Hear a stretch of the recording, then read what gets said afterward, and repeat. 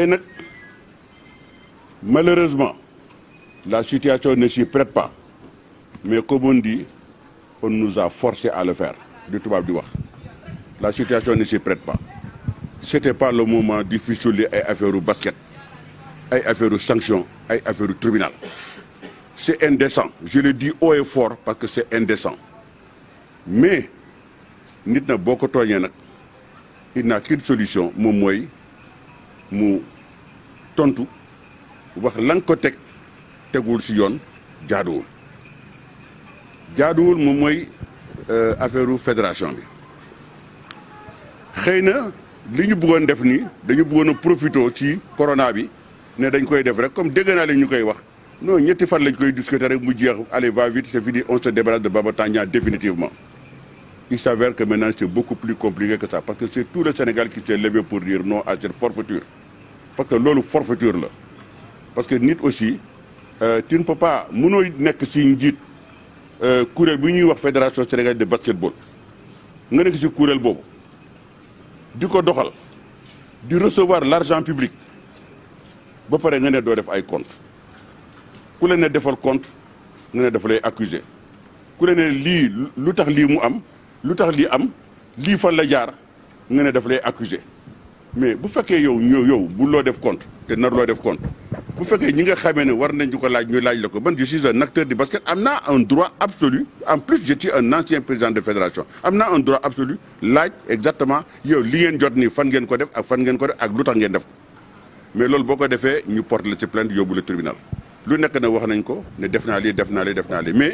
mais le truc le plus important moom mooy man li ma leen di laaj buñ ko tegoon ci table ji rek de lii ak lii Baba Tandian li ñuy laaj lii la lii lañ jot lii la ñuy def man doyoon na ma sëkk damay jël samay dëbët def samay bagage dem suma yoon mais bu fekkee Babacar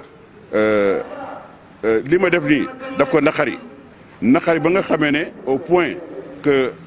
mu soulever benn article boo xam ne je ne suis même pas concerné parce que man je suis un ancien président de fédération. Et je le dis ici pour que ngeen xam ko suma bureau génn nañu benn bataaxal pour balayer d'un revers de main exactement le fondement de cet article-là. Je suis un ancien président de fédération. Article bi ne me concerne pas. Et puis amul benn secrétaire général bu am sañ-sañ di ma bindee benn lettre. Assurément un secrétaire général adjoint mu nga xam ne day bindee lettre au nom du secrétaire général ba pare sans mettre PO parce que PO mënu ko ci def parce que dans la mesure où il faut qu'il y ait un secrétaire général mu jox ko ordre mu bind ci place ba pare bind ci PO. Dès l'instant qu'il n'y a pas un secrétaire général, il ne peut pas le faire parce que bu ko defee rek il fait un délit. Déjà il est dans un délit parce que usurpation de fonction lay def parce que en tête de lettre secrétaire général la yore ba pare di ko signer secrétaire général adjoint sans mettre le mot PO parce que xam na ne PO bu ko ci defee encore le délit est beaucoup plus grand parce que loolu secrétaire général moom moo koy autorisé président fédération mënu ko autoriser secrétaire général bi moom moo koy autorisé mais fédération amul secrétaire général. Donc voilà quelqu'un qui fait du banditisme, dont règle la commune qui fait du banditisme, di jënd courrier, di ko envoyer à tout le monde, di convoquer tout le monde. Et moi, sur ma première convocation, je l'ai reçu à 1h37, 1h40 du matin. Deuxième convocation, je l'ai reçu à 4h57. Oui, première convocation, le lendemain, je ne m'envoie plus de convocation sur ce mail-là, c'est un mail professionnel. Tontu me fallait le lendemain, je envoyé un mail 4h47, 4h48. Mon tontoir ko monsieur s'il vous plaît arrêtez de faire ces provocations parce que je vous préviens ne le recommencez plus jamais. 7h58 mu yónnee waat ma beneen mail je m'excuse de vous le dire nee na ma dama koo saaga eh bien saaga bi je vais vous le dire ici je lui ai dit monsieur allez vous faire foutre. Après le président qui a exposé un peu les motifs de sa déclaration relativement à la sanction qui lui a été infligée de manière arbitraire par la Fédération sénégalaise de basketball, nous, Saint-Louis Basket Club, nous envisageons d'attaquer cette décision devant les juridictions compétentes. Pourquoi attaquer cette juridiction, cette sanction? C'est justement parce que nous considérons qu'elle est arbitraire et que dans le PV que nous avons reçu, aussi bien dans la forme que dans le fond, il y a des régularités assez manifestes. D'abord pour la forme. Pour les convocations, nous nous sommes rendus compte que les convocations étaient signées par le secrétaire général adjoint. Ce qui ne se trouve pas dans les attributs de la Fédération sénégalaise de basket. Une condition de nullité. Par ailleurs, ces convocations ont été émises à des heures qui, en période de convite et de déréglementation de l'administration, ont été envoyées à des heures assez tardives. Mieux, nous avons remarqué que dans le PV, il a été question de la lettre de convocation numérotée 091, alors que dans la lettre effectivement reçue, le numéro est de 092. Cette erreur fait que, effectivement, la lettre portée en référence dans le PV n'a jamais été reçue. Par rapport aux membres qui ont siégé, nous nous sommes rendus compte que le plaignant, parce que cité dans le PV, en la personne de M. Ibrahima Niang, secrétaire général adjoint de la Fédération sénégalaise de basket, s'est présenté et a participé effectivement à la réunion prononçant cette sanction. Eh bien, on ne peut pas être juge et partie, et nous considérons que ceci est une preuve de nullité. Pour revenir un peu dans le fond, on a parlé quelque part de la référence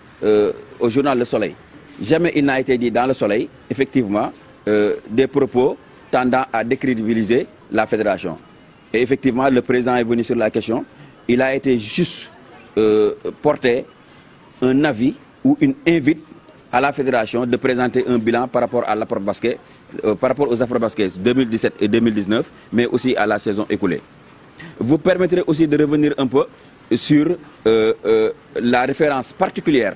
et centrale de cette décision qui est l'article 74. Nous nous sommes rendus compte que dans ce PV, le bureau fédéral a fait une interprétation grave et dangereuse de l'article 74. Et on peut dire exactement que l'article 70 des règlements généraux stipule effectivement que le bureau fédéral ne peut sanctionner qu'un licencié, qu'une association, une équipe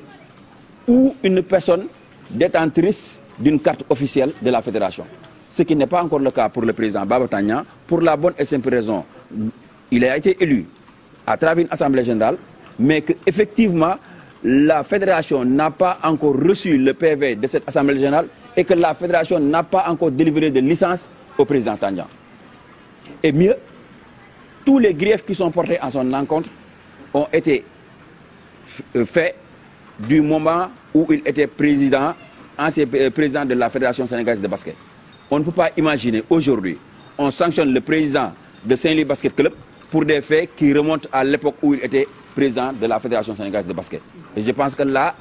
c'est une condition de nullité de la sanction. Il y a d'autres points sur lesquels nous pouvons nous appesantir. Le temps ne nous permet pas de le faire, mais quand même, c'est des points qui font qu'effectivement, cette décision est nulle et non avenue. Et ce qui va montrer que cette décision est nulle et non avenue, comme nous l'avons dit, nous allons l'attaquer au niveau des juridictions compétentes et ces juridictions se prononceront par rapport à cela et ne vous en faites même pas. En réalité, ce qu'il y a, moi que Babata Niang président Saint-Louis Basket intéressé wu leen parce que mënuñ koo daan ñu jéem a sukkandiku si Babata Niang ancien président mais aussi ñoom mënuñ ko woo liñ si bëgg a wax rek mooy moom wax na ko ba muy jeexal lii nii dafa di loo xam ne lu ñu préparé la lu ñu andi la parce que beneen luy wane dañ ko préparé ba ñuy envoyé seen PV dañoo envoyé ñaari PV loolu aussi cause de nullité la benn PV bi ñu def si date le 10 avril mujj gi ñu changé ko envoyé suñu secrétaire général benn PV bu ñu def le 20 avril loolu mooy wane ni ñoom balaa sax ñu koy woo di ko saytu ñoom préparé nañ seen PV juste pour que le mu dëgmal biir Ndar le mu dëgmal ak Saint-Louis Basket lam ne dafay defa Saint-Louis Basket lu ñu fi teg mu gagné ko lam ne day fexe ba Saint-Louis Basket dem Afrique lam ne day fexe ba Saint-Louis Basket dem participer au bowl ñu xam ne bowl boobu noonu NBA moo koy def loolu moo leen naqadi lam ne day fexe ba luy gars yi def roi et reine moom mu def ku ma Ndar sàmba Ndar def ko si biir Ndar loolu moo leen naqadi moo tax ñu jéem a sukkandiku si seen ay yëf yu ñàkk fayda yooyu pour ne dañ koy daan mais ñu xamal leen ne Saint-Louis Basket dina jaar fa mu war a jaar teg ko fa mu ko war a teg def ko na mu ko war a def devant tout le Sénégal devant le monde entier muy FIBA muy leneen ak leneen ils se rendront compte que li ñu def teguñ ko fenn te juridiction yooyu ne dinañ ko jël fañkaane ko teg ko fële lu si des nag mooy que Babata Niang mii di suñu président moo koy nekk tey moo koy nekk suba moo koy nekk ëllëg te ensemble ñun ak moom ak doomu Ndar yu ànd ak ñun dinañ def jaloore boo xam ne dinañ ko gis fii si Ndar Sénégal gis ko Afrique gis ko loolu moo ñu tax a jóg leneen intéressé wuñu